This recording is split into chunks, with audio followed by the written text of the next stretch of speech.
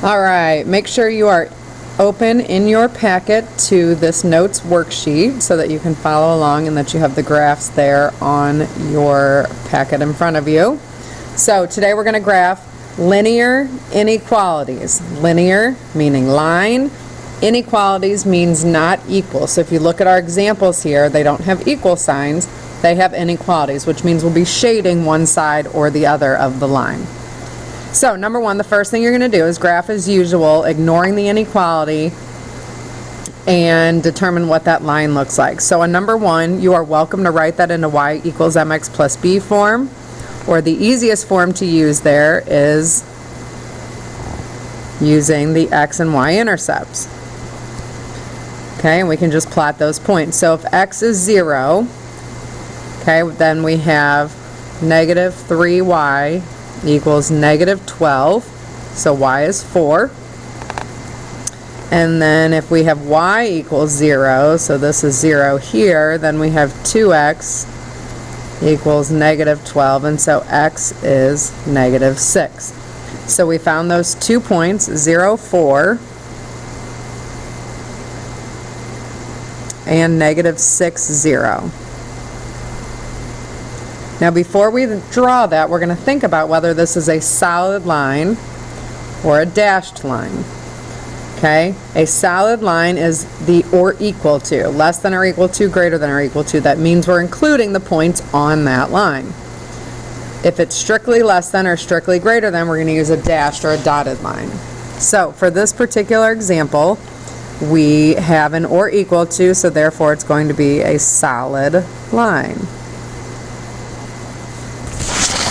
So we're going to use a straight edge. You're going to use a straight edge to draw a solid line. Okay, but it's not an equal sign, it's an inequality. Okay, so what we're going to do here is we are going to shade according to the sign or check out a point and see if it makes a true statement. So let's check out the point 0, 0. Is 0, 0 true to this inequality? So I'm going to switch up colors here. Is 0, 0 true to this inequality? If we have 2 times 0 minus 3 times 0 is greater than or equal to negative 12, is that true?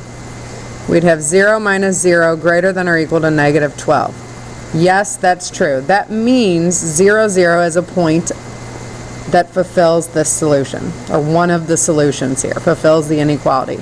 That means every point over here is going to work in that inequality. So once we find one point, we know that we have all these other points on here will all work, and you're welcome to try them all out to see. Okay, so there's our inequality. It's a line that's solid or dotted, and we've shaded one side or the other. Okay, the second example here, you need to think of it again in terms of an equal sign. X equals 4. Well, where is x going to equal 4? Well, that's a vertical line at 4. So we're going to go to 4, and we're going to draw a vertical line. Now we're going to stop and think, is this going to be solid or dotted? Is this a greater than or less than, or is it a greater than or equal to or less than or equal to? This is strictly less than, so this is going to be a dotted or a dashed line at x equals 4. So we're going to go over 4. And we're going to put a dotted or a dashed vertical line at 4. Now here we can pick a point, or we can think logically. X is less than 4. Well, where are all the x's less than 4? Remember, this is our x-axis. So over here is where there are 3, 2, 1, 0 negatives. And over here is 5, 6, 7, 8, 9. Which side is less than 4? Well, that would be the left side here. These are all values less than 4. So we're going to shade the entire left side.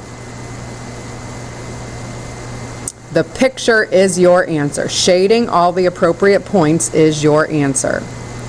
Okay, so now we are going to do a couple of video examples. So go ahead and pause here or stop here. Write down those 2 examples. They are not on your note sheet, but there's 2 empty graphs that you can use there, and go ahead and graph these. Notice this is already in y equals mx plus b form.